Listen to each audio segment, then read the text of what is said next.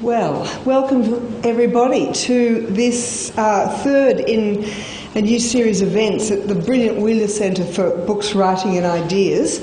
I'm Ramona Koval, and it's my pleasure to be introducing you these 10 lectures on some of the seminal texts in Australian literature.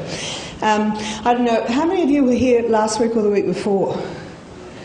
Boy, they're good, aren't they? Well, I won't say what I normally say then about... It's a good class. It's a good class. You have to speak into the microphone. I didn't want them to hear. Well, you should have thought of using that booming voice then and putting on a little voice. Anyway, look, the reason why we're here is because a group of fantastic students at Melbourne University last year were decrying the idea that they did 3 years of literature and never once were taught one Australian poem or one Australian novel.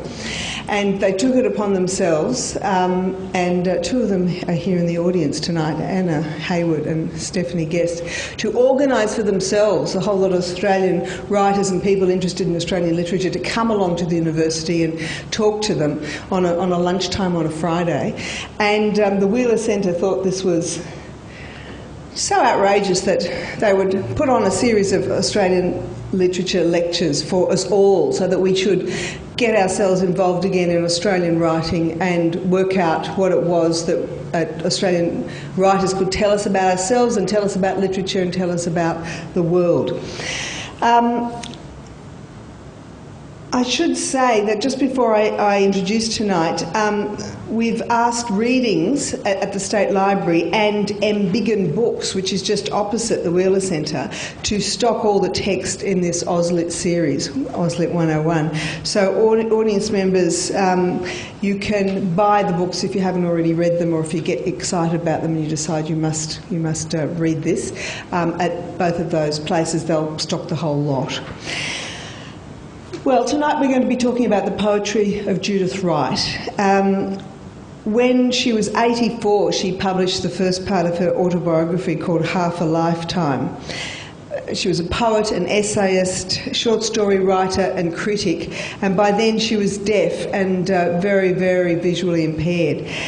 Since the age of 70, she hadn't written any poetry, but she agreed to me coming to her home, which was a small flat in the Canberra suburb just next to the university, and I spoke to her about that book. She was well known for her passionate engagement in the worlds of poetry and environmental activism and reconciliation. She was remarkably strong during this process, which turned out to be quite laborious, of me recording my questions and then showing to her on great big whiteboards that I wrote in big letters so she could begin to read them, and then recording her answers. And it was, it took hours and hours and hours, but it was well worth the effort. She had a lot of wise things to say about poetry and politics and love and how to live a life. In her book, she told of her reluctance to write about herself, which is pretty essential in an autobiography. She said, on the whole, I think I'm a rather shy person, forced into the position of making statements I'm not quite sure of the truth of. So she was always weighing things, both sides, and, reluctant to say, well, this is what I think, because she could think about the other on the other hand. For a shy person, she'd really been in the limelight because only the year before, at 83, she'd been at a demo in Canberra about PLR for authors, public lending rights for authors. And when I reminded her of that, she said, yes, that's right, I just happen to have strong views. I may not be a forthcoming person, but my views are held strongly, and therefore when they're challenged, I tend to shout rather than sit down. Just before I introduce our lecturer, one of the notable comments that Judith Wright has made publicly is that she didn't want her poetry taught to school children. So I asked her why, and she said, what I object to is being turned into an instrument of torture for children. And that, unfortunately, is what often happens in schools. If people don't like poetry, they don't like poetry. And there are some people who can't appreciate poetry. I know that very well, particularly boys. And that's why I don't like the idea of making money out of selling my poetry to schools. Nevertheless, everybody ought to be introduced to poetry, I do think, but I don't think they should be penalised for not liking it. And quite a lot of boys don't like it and think it's sissy. Well, I don't mind being called sissy. Anyway, it's hard to make some people respond to poetry, and not all teachers are capable of it. But a good teacher can introduce people to poetry in a very rich way to reach them immediately. And when I asked her what the teaching of poetry does to poems, she said, well, I do think that they turn a poem into an object of study rather than something you respond to naturally, which is what poetry ought to be. If you like poetry, you can find in poetry a resource which will stay with you all your life. I still love reading poetry. I still read and buy poetry. And I think it's important to be able to do that, even if people who are forced into it at school can turn, as people often do, to end up in the opposite emotional direction in later life. Poetry can help them, and I think it's very important to realise that the emotions, while not always welcome in schools, are themselves a major part of life. Just before we introduced Chris Wallace-Crabbe, who is the award-winning poet and academic. Of course, he's currently Professor Emeritus at the University of Melbourne and teaches an honours seminar there called Poetry, the Versatile Imagination. He studied Judith Wright's poetry with Vincent Buckley in 1959 in the very first course ever to be offered on Australian poetry at the University of Melbourne. And Judith Wright included some of his poems in her anthologies of Australian poetry because, of course, she was a critic herself, a very well-respected critic of Australian poetry and other poetry, and she helped us all understand poetry a lot better. I know that Chris wants to mention the origins of her family, and I think I just want to mention that she did decide to pull one of her poems from being anthologised, didn't she? She did indeed. Which was Bullocky. And I did ask her about that, of course, and now I can't find it. But maybe you'll talk, and we might mention that later. I think we could do that, Ramona. All right. Well, please welcome Chris Wallace-Crabbe.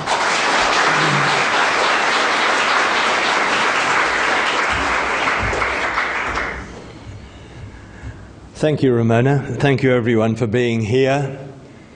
Judith Wright would have wanted me to say something in honour of the peoples of the Kulin Nation, on whose former territories we now sit and stand, because she was passionate about our Aboriginal predecessors, increasingly so in her life, for reasons that I shall come out with.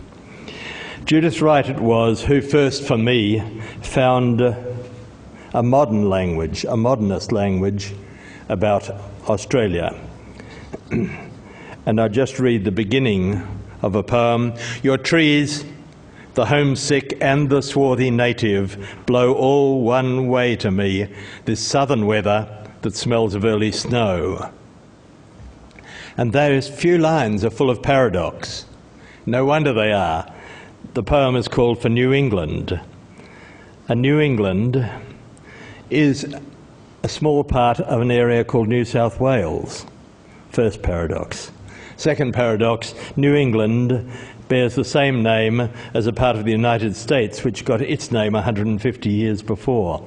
Names carry curious charges that become more and more ironical. But that beginning of that poem, your trees, the homesick and the swarthy native.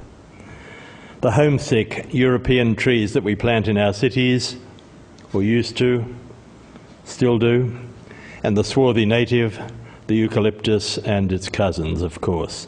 Blow all one way to me, the southern weather, southern, meaning southern hemisphere, southern, spoken by a woman whose family settled much of Queensland and the Hunter Valley, that smells of early snow. Snow. once again, we're brought up with a jolt. This is poetry that packs its implications. But I won't linger over those few lines. Judith Wright was in the vanguard as a female poet in Australia. Not since Mary Gilmore on the one hand and Dorothea McKellar on the other had a woman been so prominent in our poetic culture. Unlike them, though, she had a restless career in the art of poetry, changing her style, voice, and preoccupations over and over again. She was very prominent from the beginning with her little book, The Moving Image, published by the literary journal Meanjin back in 1945. It's a slim little volume, and this is a subsequent edition that imitates the first edition. And in that, we began to get her characteristic note.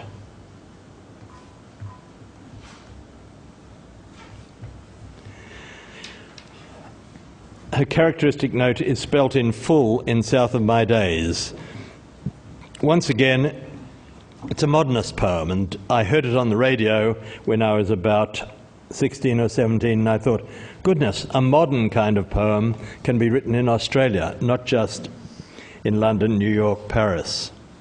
South of my day's circle, part of my blood's country, rises that tableland, high, delicate outline of bony slopes, wincing under the winter, low trees, blue-leaved and olive, outcropping granite, clean, lean, hungry country, the creeks leaf-silenced, willow-choked, the slope a tangle of medlar and crabapple, branching over and under, blotched with a green lichen, and the old cottage lurches in for shelter. Oh, cold the black frost night, the walls draw into the warmth, and the old roof cracks its joints. The slung kettle hisses a leak on the fire. Hardly to be believed that summer will turn up again someday in a wave of rambler roses, thrust its hot face in here to tell another yarn, a story old Dan can spin into a blanket against the winter. 70 years of stories he clutches round his bones. 70 summers are hived in him like old honey. Droving that year, Charleville to the Hunter, 91 it was, on the drought beginning. 60 head left in the McIntyre, the mud round them hardened like iron, and the yellow boy died in the sulky ahead with the gear. But the horse went on, stopped at the sandy camp and waited in the evening. It was the flies we seen first, swarming like bees, came to the Hunter, 300 head of 1,000, cruel to keep them alive, and the river was dust. Or mustering up in the bogongs in the autumn when the blizzards came early, brought them down, we brought them down, what aren't there yet? Or driving from Cobbs on the run-up from Tamworth, Thunderbolt at the top of Hungry Hill, and I give him a wink. I wouldn't wait long, Fred, if I was you. The troopers are just behind, coming for that job on the Hillgrove. He went like a loony, him on his big black horse. Oh, they slide and they vanish as he shuffles the years like a pack of conjurer's cards. True or not, it's all the same. And the frost on the roof cracks like a whip, and the backlog breaks into ash. Wake, old man, this is winter, and the yarns are over. No one is listening. South of my day's circle, I know it, dark against the stars, the high, lean country, full of old stories that go walking in my sleep. So this is a poetry of her country, already laden with recent history, already laden with tales of Thunderbolt the bushranger, of different carriages and horsemanship, and also marked by the coldness of the country in the ranges in New England. Judith Wright did this sort of thing in much of her writing, painfully spurred on by the fact that her family had been major settlers and landowners in the Hunter Valley, in New England, and in Queensland. Like Patrick White and Geoffrey Dutton, Like David Campbell, Russell Drysdale and John Manifold, she was born into a rich pastoral family, into what we came to call the squattocracy. This was her complicated heritage. Complicated why? Well, it was the old and the new. They were already implanted in this new country. It was in New England. They still had the English cultural heritage, but they were already several generations into certain parts of the landscape here. This became more and more complicated as her writing went on, as her life went on, as her realization of things went on. She wrote splendidly about these pioneering ancestors in her prose work, The Generations of Men, a very beautiful historical book. And her early poetry, however splendid, paid baffled tribute to such ancestors and began to record the displacement of those who'd gone before us for, she didn't yet know this sort of figure, but 40,000 years or so. The Aborigines were the landscape's ghosts. It's for this that we have her poem Bora Ring, with its ghostly evocation of some long-lost hunter. The song is gone. The dance is secret with the dancers in the earth. The ritual useless, and the tribal story lost in an alien tale. Only the grass stands up to mark the dancing ring, the apple gums, posture, and mime a past corroboree. Murmur a broken chant. The hunter is gone. The spear is splintered underground. The painted bodies a dream. The world breathed, sleeping, and forgot.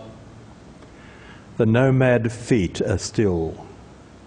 Only the rider's heart halts at a sightless shadow, an unsaid word that fastens in the blood of the ancient curse, the fear as old as Cain. This goes back to a passage in The Generations of Men, a passage recorded by her grandfather in which he was riding somewhere and came into an open clearing and something was behind him, over his shoulder.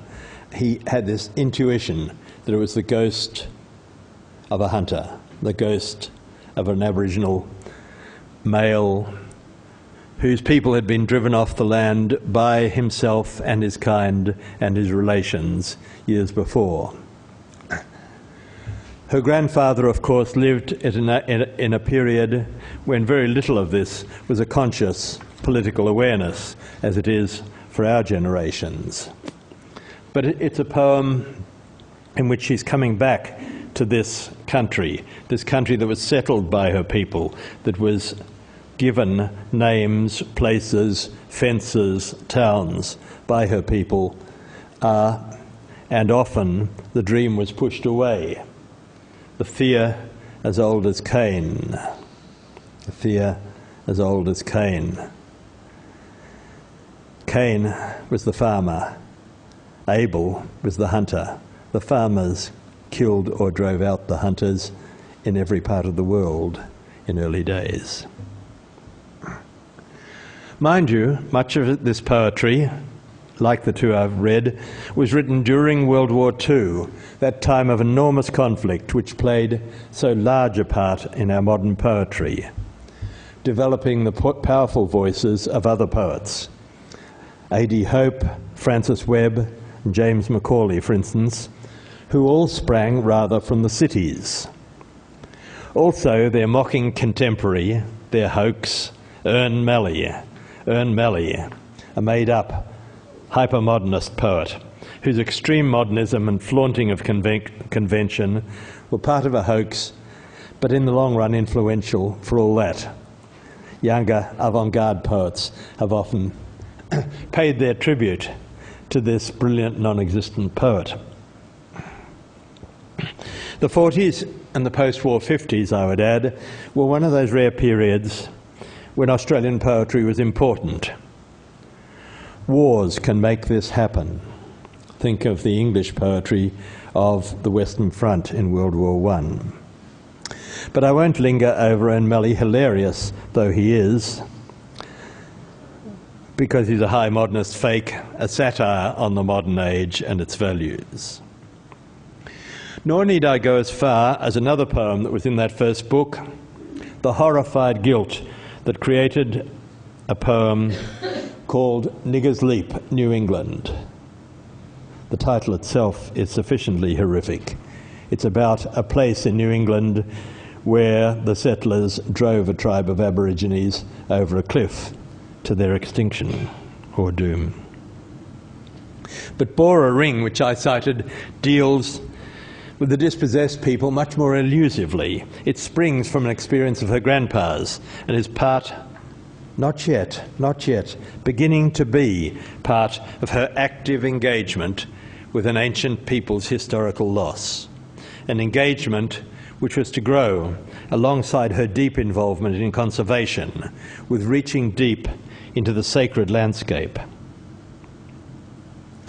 Now, as well as being a rural poet, a poet of the squattocracy, a poet steeped in the sacred history of place, Judith wrote with a particular modernist formation. The early poems are richly verbal and oral, as those lines showed you, and as the beginning of For New England. They're rich verbal structures at the same time as they're being about something, a birth, a divided inheritance, haunted hills, this bird or perhaps that. To put it another way, the authorial subject, the person, the poet, is very much there, yet the poem is as much a tessellated artifact as a picture by Cézanne or a poem by Eliot. At that life stage, she wrote with passion, but inside modernism. But other kinds of things were moving in her consciousness.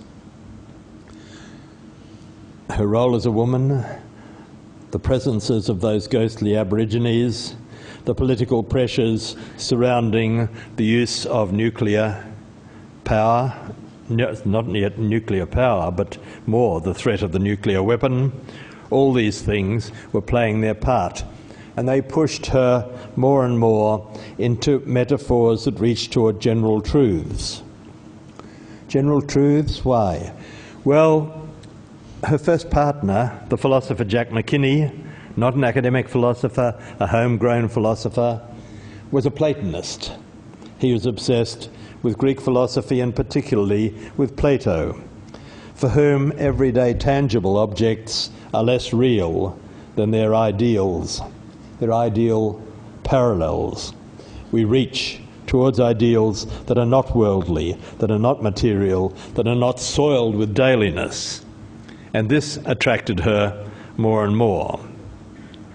So her poetry moved away from that kind of modernist density. It moved toward, in different directions, but signaled things powerfully, particularly through metaphor. One of the most famous examples of this is this poem, Woman to Man, because somehow in it she writes of fertility, gestation, and birth with an energy that makes those metaphors reach both toward the sexual act and toward the period of gestation. Instead of those particular trees in the early poems, we have more general, if you like, more biblical kinds of language. This is no child with a child's face. This has no name to name it by, yet you and I have known it well.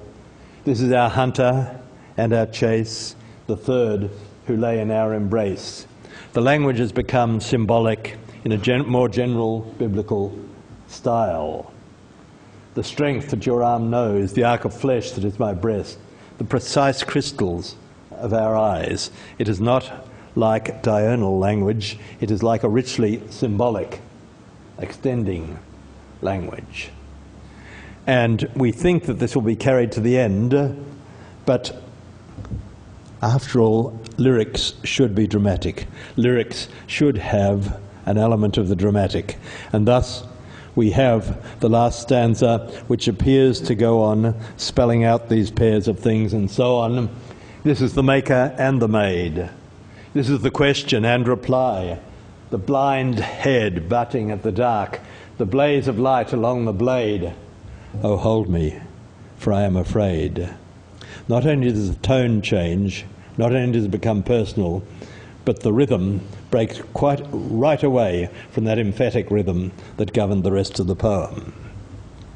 So here we have her moving into another area, an area of female intimacy, of motherhood, of linking that with general truths that have belonged to mankind generation upon generation.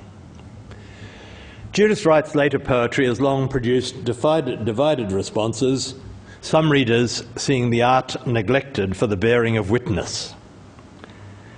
Others agreeing with a recent critic that, and here I quote from a recent book, Wright's sacred apprehension of responsibilities and imagined new horizons beyond individualism is an ethical vision. She was greatly obsessed with ethical issues, with ethical questions. When I started out as a late adolescent and heard Judith Wright, South of My Days, as I said before, I realised that the kinds of things I admired in European writing could actually be practised here, in Australia. My life changed. My quest was recognised. And I also came a little later to see in Judith's work, or in John Manifold's, that poetry could be compelling at the same time as it pursued a political agenda. But he was a modern communist, and she, however far to the left on most issues, was steeped in the philosophy of Plato, was reaching for the ideal, was reaching for the epiphany. No doubt Judith Wright would have resisted our late modern sense of the way in which our value systems are permeated and fragmented by what the American philosopher Richard Rorty has called contingency and irony. Moving in an opposite direction, her verse grew more openly plangent or hortatory, less of a dense verbal artifact as the years went on. Indeed, she grew more and more suspicious of the adequacy of language to grasp or mirror reality. Increasingly, she questioned whether language could do the job. Perhaps she had always been, in the American critic Paul Kane's words, a poet of silence, reaching for the silence, reaching for the truths that were beyond language, reaching for the silence that was there above us all in the pure forms, in the crystal spheres, in the somewhere other. Reaching toward a mystical sense of truth that transcended mere language, that transcended mere shop-soiled words. We're, of course, all steadily mired in this condition, bombarded continually by the blatant lies of advertising on the public media and vapid spin from Canberra, and so on.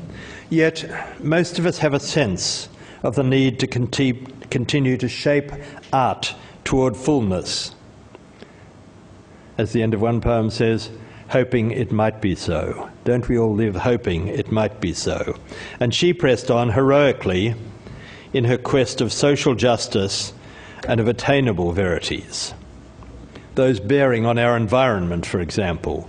It grows ever harder for us to do, webbed in our hypothetical cities, of which she had a great suspicion. She also, let me add, had a great suspicion of universities.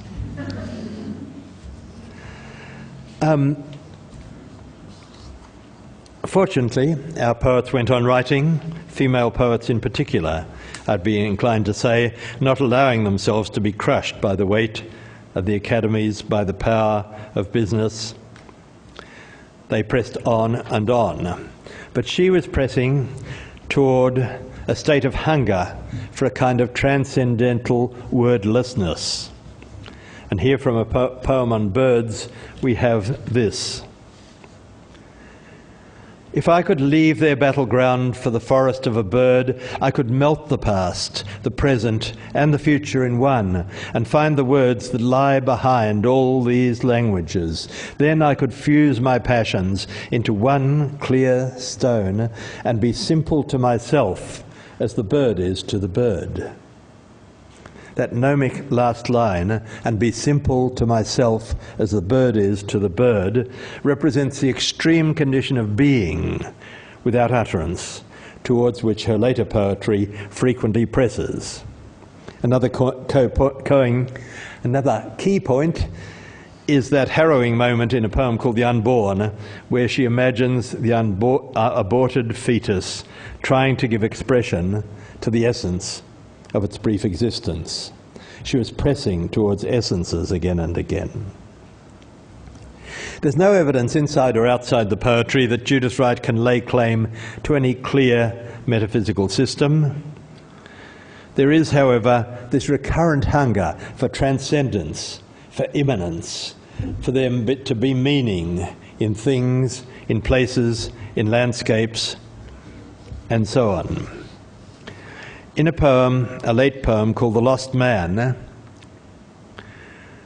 this deity is almost glimpsed, at least his tracks are, and here, I'll read it in a moment, and unfortunately it's not on the board here, but he seems midway between being a martyred Christ, because she still carried with herself, as a great many of us who are not necessarily Christians do, carried within herself a great deal of the matter of Christianity, midway between being the martyred Christ and the ghostly martyred Aborigines.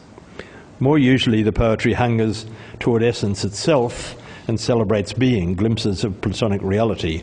But here is a poem called The Last Man, which several critics have written about.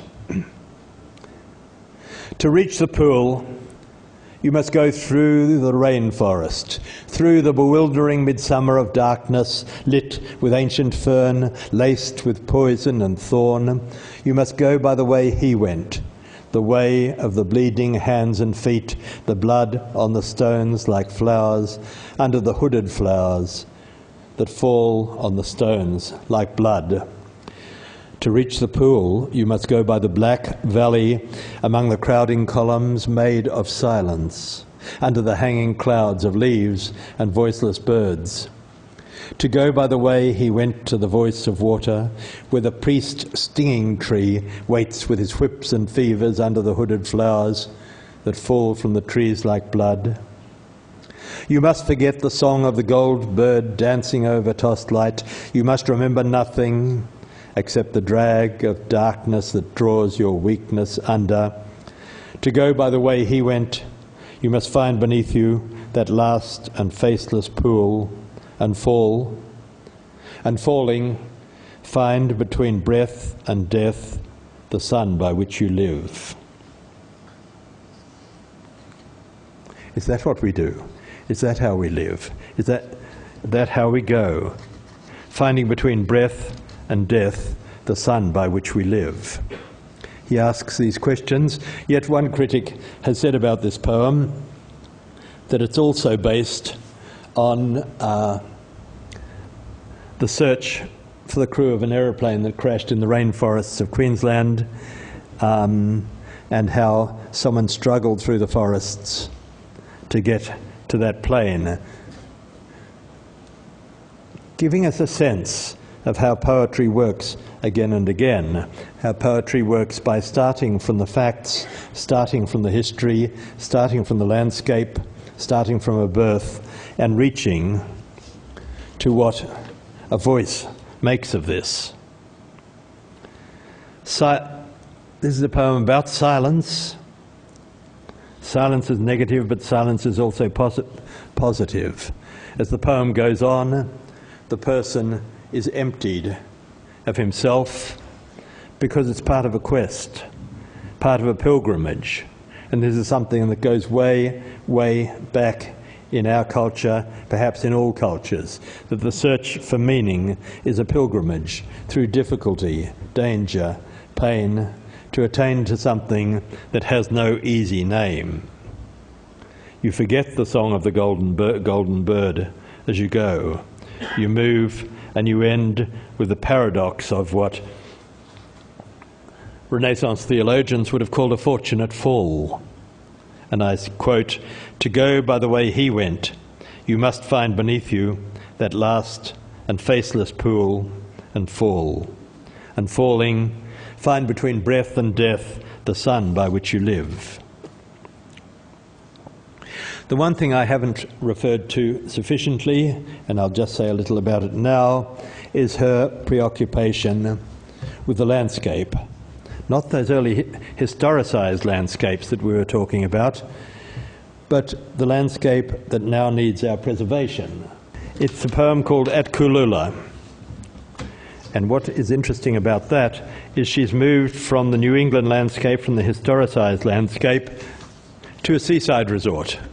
It's a world that, in that sense, belongs to the modern, belongs to the contemporary, belongs to holidays. But in it, she alludes again to her grandfather's vision of the ghostly hunter behind him, but she's also linking a beautiful seaside landscape with her different readings of history and prehistory. I'll read it. At Kulula. The blue crane fishing in Kulula's twilight has fished there longer than our centuries. He is the certain heir of lake and evening, and he will wear their colours till he dies. But I'm a stranger, come of a conquering people. I can't share his calm, who watch his lake, being unloved by all my eyes delight in, and made uneasy for an old murder's sake. Those dark-skinned people who once named Kulula knew that no land is lost or won by wars, for earth is spirit. The invader's feet will tangle in nets there, and his blood be thinned by fears. Riding at noon, and 90 years ago, my grandfather was beckoned by a ghost, a black, accoutred warrior, armed for fighting, who sank into bare plain, as now into time past. White shores of sand, plumed reed and paper bark, clear, heavenly levels frequented by crane and swan. I know we are justified only by love, but oppressed by arrogant guilt have room for none. And walking on clean sand among the prints of bird and animal, I am challenged by a driftwood spear thrust from the water, and like my grandfather, must quiet a heart accused by its own fear. Here then we have the Australian waterside landscape, the sand of the beach. We have the creatures who were there before us and who range back into Aboriginal prehistory. We have the conquering person, the person from the conquering people coming, who gives a voice to these paradoxes by writing this poem whose place name is an Aboriginal word, and thinks of people who knew that earth is spirit, that earth is spirit. We are back to a Platonic sense, that earth is spirit, or to a religious sense, that earth is permeated by spirit. And then a line very typical of Judith Wright, I know that we are justified only by love. And at the end, she is challenged by a driftwood spear thrust from the water. Just as at the end of the mythical life of King Arthur, Sir Bedivere goes to the lake and an arm is thrust out of the water to take the spear, which it receives the third time. And what she writes poetry for, what her testimony is about, is quieting a heart accused by its own fear and accused by its own shame of what is done to landscape, what history does, what we fail to do to the earth that is spirit. There's Judith Wright for you, a great Australian poet who keeps shifting, who doesn't have a fixed meaning for us, but has many meanings because she was relentlessly engaged in a quest for meaning and for truth informed by love. Thank you very much. Thank you.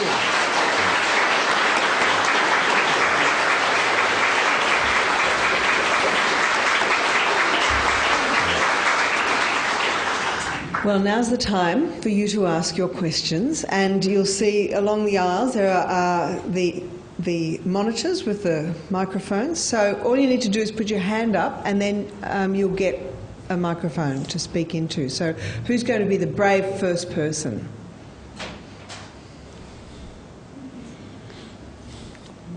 Now, come on. Yes, there we are. No, wait.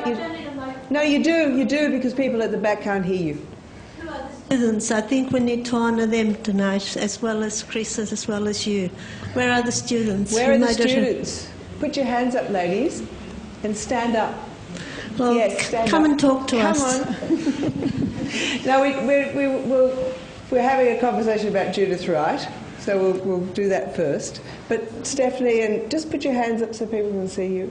There they are. Right up. That's it. Okay, that's where they are. Have we got a question about Judith Wright and poetry?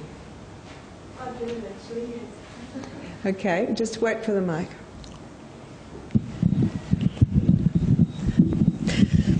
Chris, do you think that in today's expression, the way we compose our poetry, would it carry the same powerful message as Judith has managed in her style? It's a good question because we are so preoccupied with rapid snaps, rapid grabs, with juxtapositions and so on, that we probably look more cautiously, or at least the critics often look more warily on poems that seem openly to be pleading with us, to be exhorting us, to be preaching to us, or anything like that.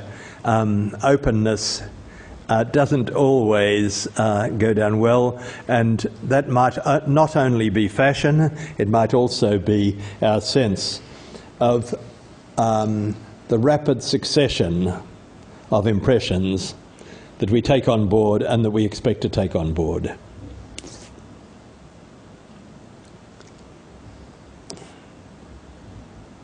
Yes. This one. Chris, thank you. That was wonderful. I was thinking as you were talking, how much do you think her increasing deafness had to do with this ongoing quest for a language beyond words, that there was some idealised form of silence in which true meaning would emerge?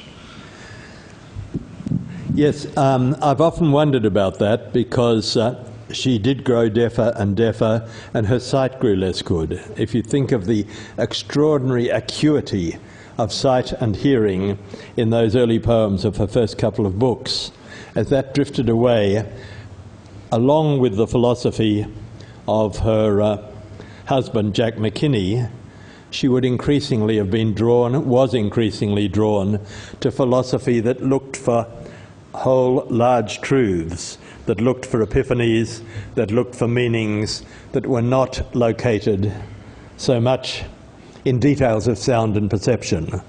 And I'm sure, it's unprovable of course, but I'm sure that her increasing deafness would have played a part in this movement within her poetry. Can I tell you what she said about that? Thank you very much, Ramona. I asked her a question. I said, you said that many writers would envy you being deaf because they wouldn't have to listen to others. Just the concentration of their own thoughts. But now you're affected both by deafness and by failing vision. How has the limiting of these senses affected you, the way you think as a poet? And she said, losing one's responses to the world must always be a painful thing. I had several occasions in which I thought I was going blind. I had 2 operations, 2 capsulectomies, if you know what they are. I didn't when I had them. Fortunately, there's now this laser operation which really does work, and so I can see and still can read. Without being able to read or see, I think I would prefer to be out of it altogether. Losing your senses is a difficult thing to adapt to. I could hear with a hearing aid until about 5 years ago, I think it was. It was quite sudden. All of a sudden I couldn't hear anything at all. The hearing aids had ceased to be able to operate. It was a very great shock to me and a very great deprivation. But I'm accustomed to it now. I don't think it's something that one would expect to have happened to one, but then those things have always happened to me for some reason or another. Anyway, the eyes are operating well on account of modern technology, and that's something I definitely have in favour of modern technology. And the ears I learned to train people to write their thoughts down. That might be helpful to them too, for all I know.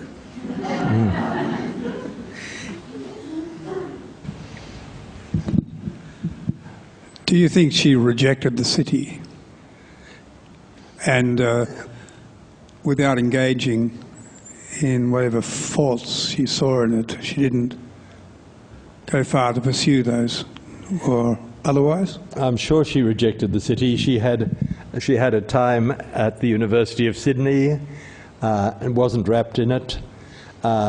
When she went to Queensland, she lived on Mount Tamborine, which is now pretty much a suburb, but was, an Eltham-like community that in those days was well separated from the city and surrounded by birds and trees. It was there she wrote her book called Birds, which was entirely lyrics celebrating particular birds. And then late in the piece, she lived in Braidwood, which is halfway between Canberra and the coast, and again has beautiful, beautiful landscapes and enough of a township for there to be decent shops. But it was only at the very end that she moved into the flat in Canberra. Are you going to tell us why she withdrew Bullocky? Yes, I found that bit. She said that poem came from the nationalist era in which I was only able to write from a white point of view. Now that I can see what this has done to us, I refuse to allow Bullocky to be anthologised any longer because of the way it got taught. It's a perfectly good poem in itself. I still stand by it as a poem, but it was being used in a way I disapproved of. And the funny thing was, of course, that there were teachers who wrote to me in a fury, "You can't do this. It's not possible for you to do this. We've been teaching it this way for so long." They were teaching it as though it was an aggrandisement of the whole invasion. And it was a very bad example of bad teaching of poetry. The only thing I could do was to argue that it shouldn't be put into anthologies at all. And that, I think, I kept to fairly well. It was a great illumination to me of how poems can be misinterpreted simply because the idea is opposite to what they think it should be. With regard to Judith Wright's quest for the master words, which of her poems do you think actually capture that? Or closest to capturing that? That going beyond words? That Yes, the words that capture the essence of things.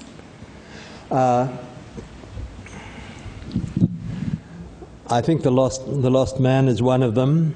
I think in a totally different way, Woman to Man is, because she uses commonplace words that don't draw attention to themselves and is trying to move us toward a heavy rhythm of the body and a final representation of a moment of intense anxiety touched with pain.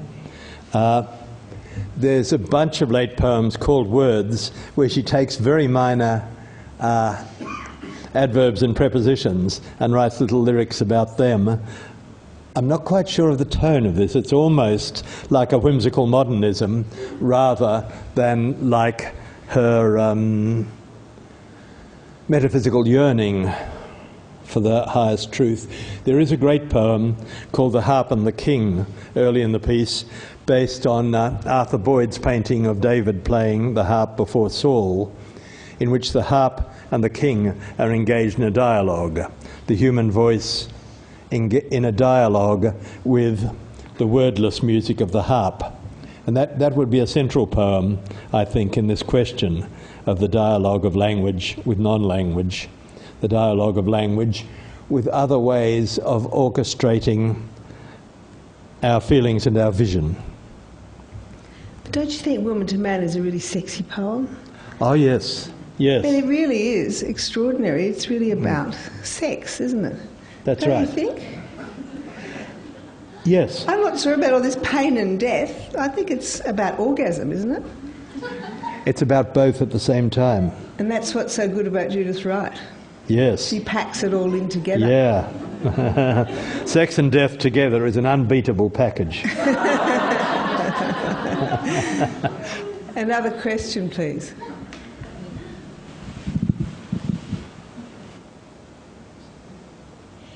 Yes, there's a question. Are there any poets since Judith Wright that you think have absorbed her and write like her? That I think of as? That have absorbed her and that write like her? Other poets? Yes. I think a lot of poets have taken one thing or another from her. A lot of poets have taken the less dense language and greater attention to political issues, environmental issues, and so on from her. You might even say, and I haven't thought through this, but even in a way Dorothy Porter, I think, takes a good deal from late Judith Wright. Yeah. I was quite interested in her ideas on reconciliation. You said that she was quite far from the left in some instances, and also if she has explicit political ideas or explicit, normative ideas within her poetry. Well, one example was the poems she wrote passionately against the use of nuclear weapons at one stage. There were the poems she wrote strongly in favour of reconciliation.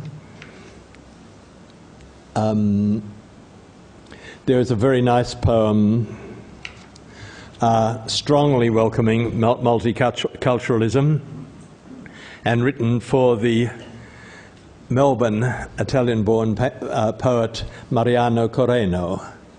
All of these represent political and cultural positions she's holding. And there are a number of poems, of course, that are dealing with the possibility of there being peace in our time, peace in any time, peace among bloodthirsty human beings.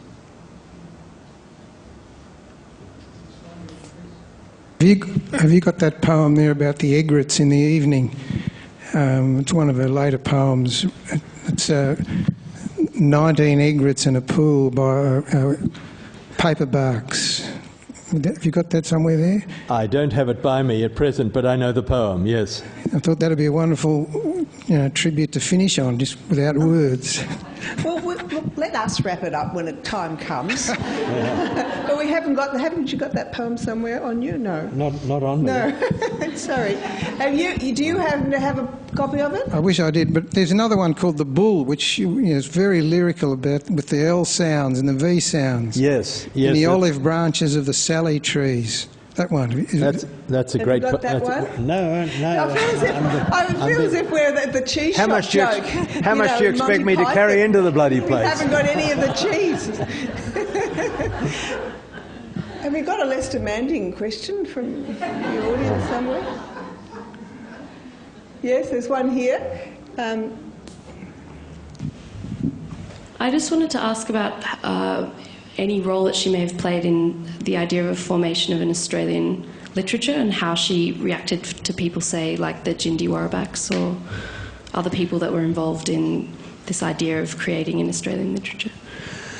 She responds with qualified enthusiasm to the Jindi Warabaks. She admires what they were doing. If there are people who don't know who the Jindi Warabaks were, they were a bunch of poets, mainly in South Australia, in the 1930s, before the war, who were determined to write about particularly Australian landscapes and also to draw upon Aboriginal legends and Aboriginal language and an Aboriginal sense. A lot of people a decade later mocked them to some extent, but Judith Wright was much more sympathetic to them, even though few of them became really canonical Australian poets. One of the best was Rex Ingemells, who wrote some fine poems in the Jindi Warrabak tradition. And I believe when very, very young, Bruce Daw sent a poem off to a Jindi Warrabak anthology.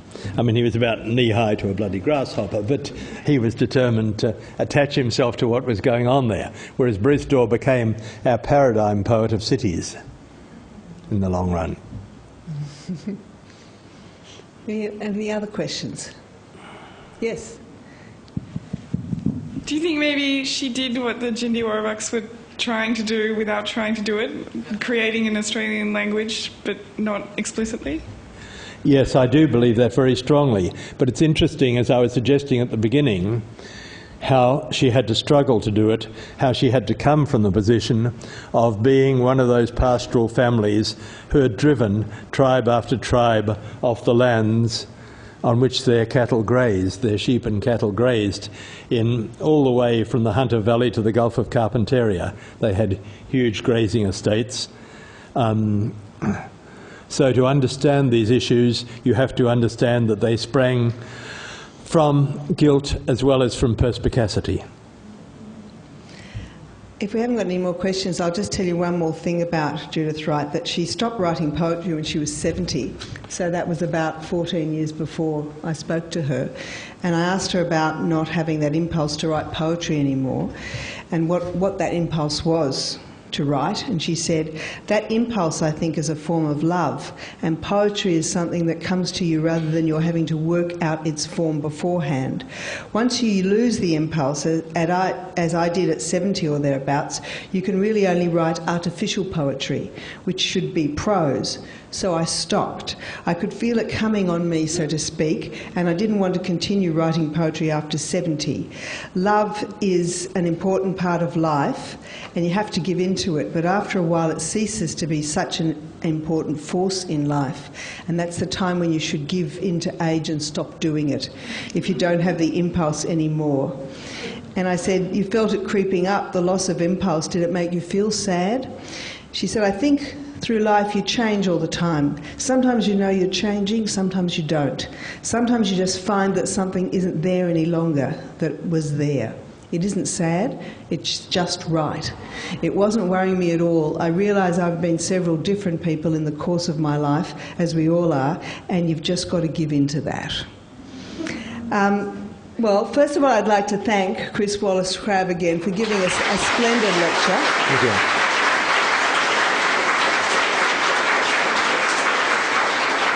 And I'd like to remind you that we've asked both Readings here at the State Library and Embiggen Books to stock all these texts in the Auslit 101 series, so you can buy those books if you want to read them.